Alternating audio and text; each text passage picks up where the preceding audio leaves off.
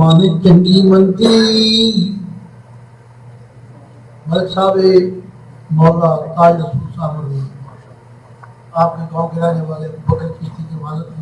बचपन में उन्होंने मुझे ये लिखा दिया, चंगी मंदी किस्मानी सजना तो हो जाती नी तो कमावे नाई ये असल परीत जिनादी असलानाल अल्लाह के घर खड़ा लगा मियां साहब मलिक साहब कई मिनट में मेरी तारीफ करते हैं। मैं मस्कीन आदमी हूँ, एक सिपाही का पुत्र हूँ, ये साढ़े वालिद साहब को इस तरह आया इस तरह आया इस तरह एक ही वजह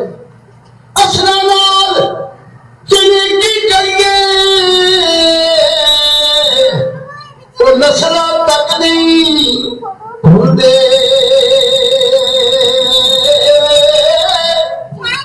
असलानाल जिंदगी करिए वो नस्ल तक। ये शेर में दुनिया में उसके मारूफ साहब बैठे खाने वाले उनकी तरह पेश करता हाँ असलानाल जिंदगी करिए ओ नस्ल तक नहीं भूलते और बुढ़िया नाल जिंदगी करिए मतलब मुझे पूछो ना बुढ़िया नाल जिंदगी करिए उल्टियां चला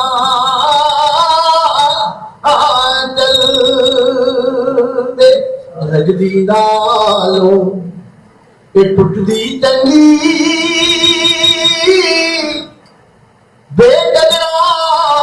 दी यारी भला होया लड़ने छुटिया उम्र नहीं गुजरी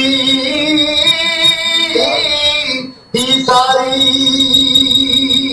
खस खस जितना कदर नहीं मेरा मेरे साहिब नू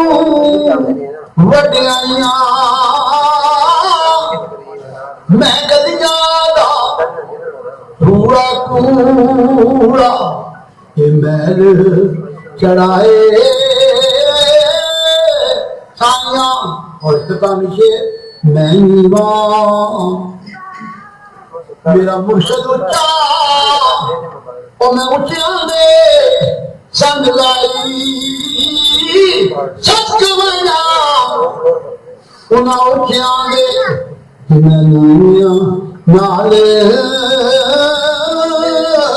भाई। और इतनी साहब का शेर है सबकी तवज्जो मां की तरफ दिखने जाता है और खड़ी फरमाते यार यारां दे कम करेंगे भाई भाइया दिया बावा और बाप सिरा दे ताज मोहम्मद इमामा ठंडिया चावा यार हवाले रख दे यार मतलब साहब हवाले रख दे मेरे चार दिना दे उस दिन ईद मुबारक होशी जिस दिन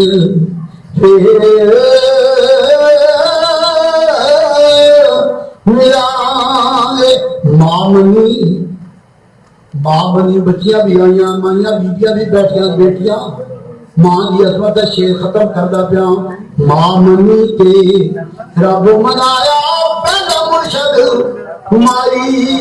जिसने मारू राजी रखिया उसनू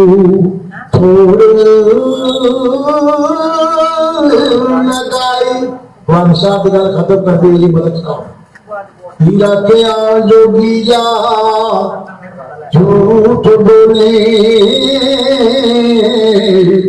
कौन बिछड़े यार आज के पिछले याद मिले मेरा वदा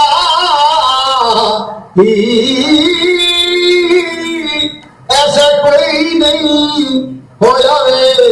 मैं ढूंढ थकी तेरा गया मोड़ ले गई तेरा क्यों जावा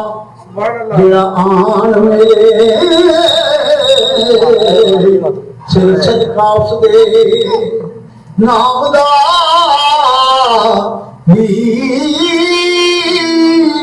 वंडा चूड़ियां तेरे बाल दीवे वारस